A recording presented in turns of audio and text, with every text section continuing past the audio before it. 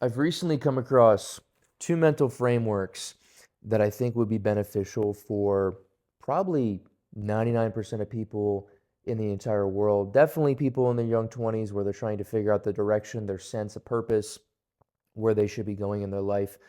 But it's honestly applicable for anybody that is struggling with peace of mind, figuring out purpose, ambition, why they're here in the first place, what they should be doing with their time, whether that's on a long-term horizon, short-term horizon, the day-to-day monotony, doesn't really matter. I've come across these recently and they have been a tremendous help to me. So, first mental framework that I've come across is what would you tomorrow want you today to be doing? Or if you want to ask yourself in the personal sense, what would me tomorrow want me today to be doing? And I find this to be so beneficial for me. I mean, there's many different ways you could be asking yourself this question. Oh, every choice, decision you make is a vote for your future self. I mean, I'm sure everyone has heard that one, or something along the lines of the decisions that you're making right now affects your future self. Your future self doesn't care what your present self has to think, whatever. But the reason that I like what would you tomorrow want you today to be doing is because many times when we are prompted with a hard decision, a choice that we have to make, we let our emotions, our mood, how we feel, anything that has impacted us throughout the day, whatever it may be, impact how we make that decision. And if we can remove that, if we can suppress that and filter it out, but rather have our future self in mind, prioritize what they would want, because when we think of our future self, we're thinking of someone that is more established, has better habits, better tendencies, and we strive to be like that person. So if we can ask them, we can get prompted onto what they would think and look up to them on what they would say what we should be doing now. That's going to change the game for so many people on what they do on a day-to-day basis, how they use their time, how they focus. Because I'll give you an example right now. You're prompted, you're at home, and you could be scrolling on your phone, you could hang out in bed, you're a little bit tired, you want to take a nap, you could eat some junk food. And you're like, yeah, I've deserved this break. I worked out hard this week.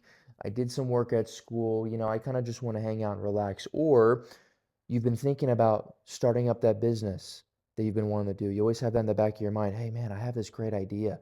And you could start researching stuff, whether it's on ChatGPT or reading Alex Hormozy stuff or whatever.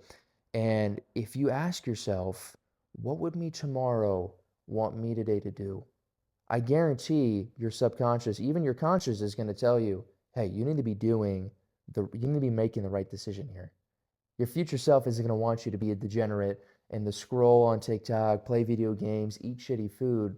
Your future self is going to tell you, get started on that business because that business could be game changing for you. It could be completely life altering where your family members, everybody is set up for life.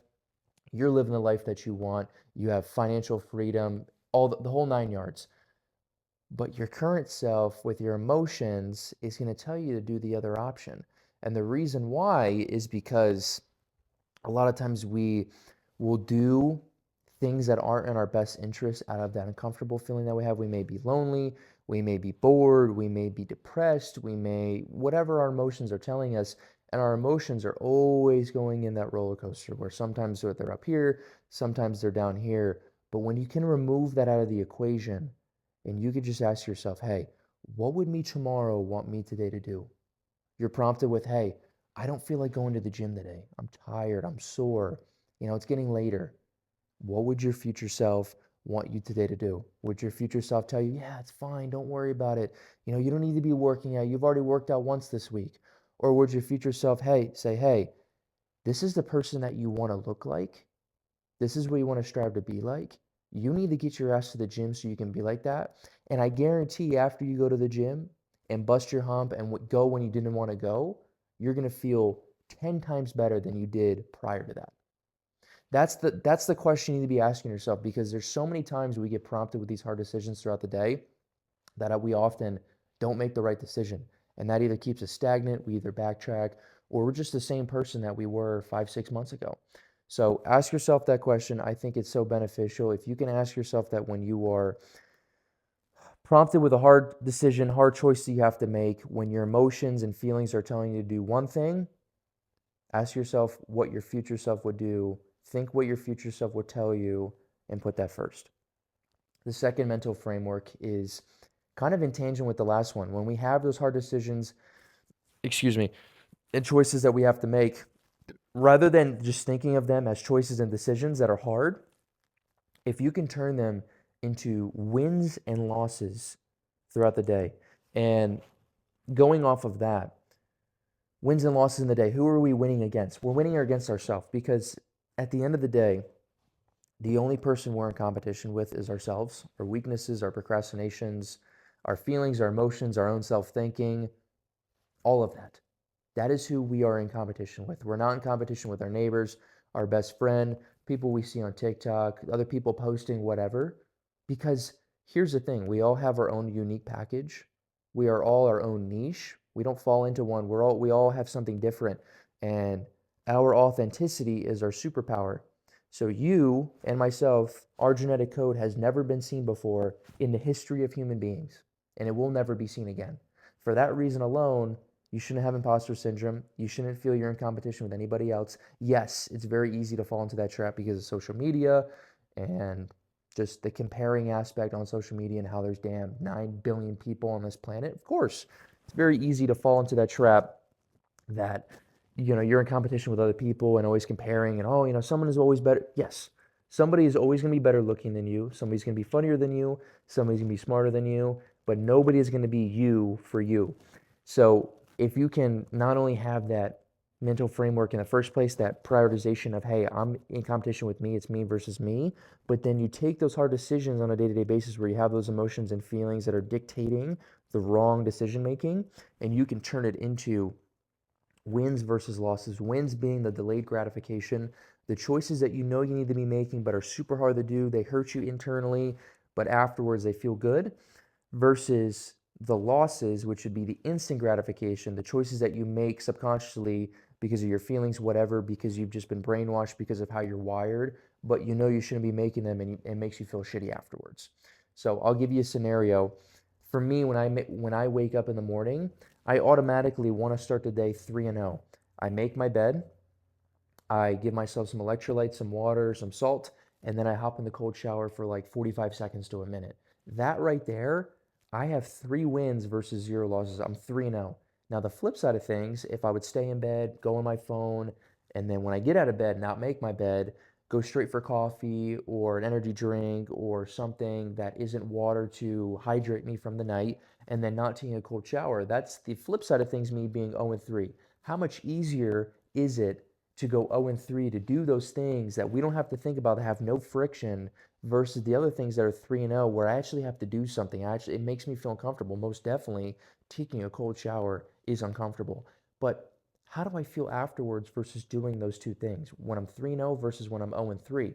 Well, when I'm 3-0 in the morning and I've already have 3 victories for the day, my day is already kick-started. I'm already in a better mental framework. I'm in a better peace of mind knowing that I'm maximizing my day. I'm doing everything that I can for the day, because tomorrow is not guaranteed. And if today is my last day on earth, I did everything that I had to do to earn my own self respect. Versus when I'm 0-3, I'm just like every other person on this planet. I'm falling into the trap of doing the comfortable life, doing the things that have no friction, that just are super easy to do. But later in the day, I look back and I'm like, damn, I really could have done the opposite for that. So, those are 2 mental frameworks that I challenge you guys to adopt in your life.